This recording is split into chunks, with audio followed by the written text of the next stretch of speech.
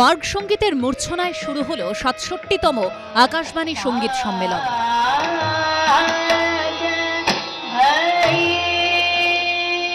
শনিবার সুরেলা সম্মেলনের আনুষ্ঠানিক উদ্বোধন করেন আকাশবাণী কলকাতার additional director general content and operations Rajiv Bhattacharya. সঙ্গে ছিলেন আকাশবাণী কলকাতার assistant director head of programmes Mitali Dutta.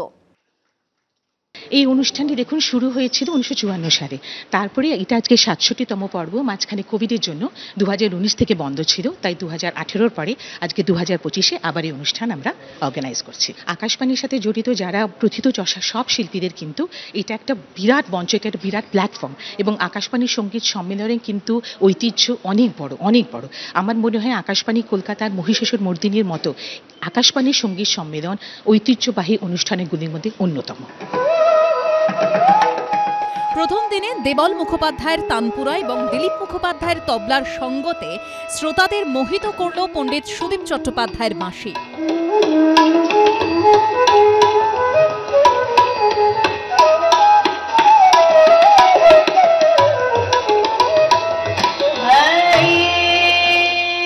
উচ্চাঙ্গ সঙ্গীত পরিবেশন করেন সাবিনা মুমতাজ ইসলাম।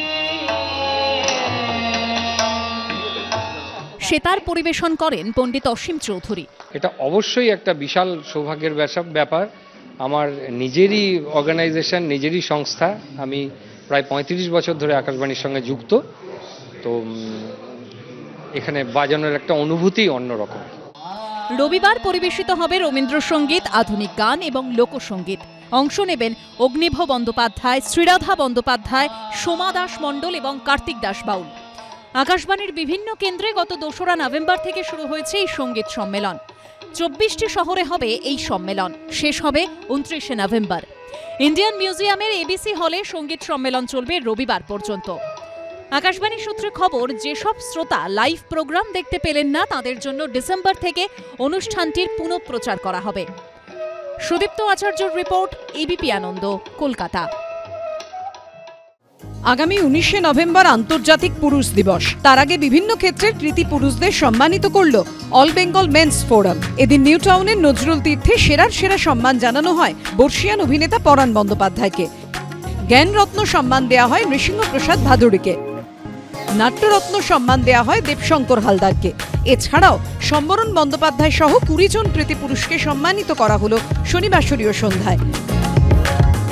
বিভিন্ন জায়গায় যখন এ ধরনের অনুষ্ঠান হয় না, তখন একটা হয় কি নারী পুরুষ মিলিয়ে পুরস্কার দেওয়া হয়, আরেকটা খুবই প্রবণতা তো সব জায়গায় যে মানে নারীদের পুরস্কার দেওয়ার।